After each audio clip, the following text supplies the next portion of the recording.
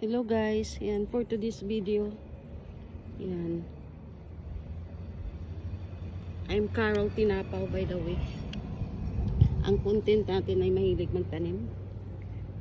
Dahil galing tayo sa mahirap na pamilya at lumaki kami sa bundok. Ayun. Kaya marunong tayo guys magtanim.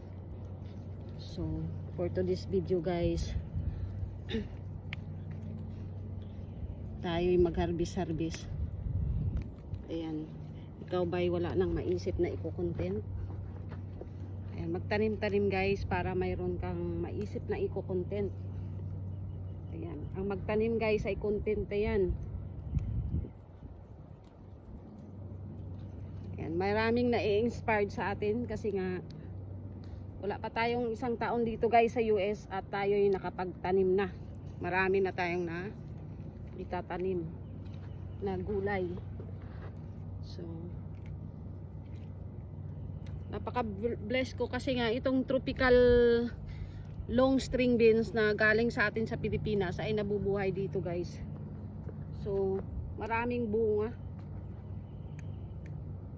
para makapagbigay ulit ng maraming bunga. Pitasin natin.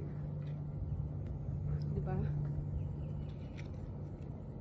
Ito ay isang kontenta po to guys. Ayan. Ito yung ano natin. Unang mga na-harvest. Maraming okra, kamatis. Yan, ano pala yan? Yan. Cucumber. See, marami na tayong na-harvest mga may guys. So, thank you so much for watching. Yan. Comment down below guys. Let's go count me in.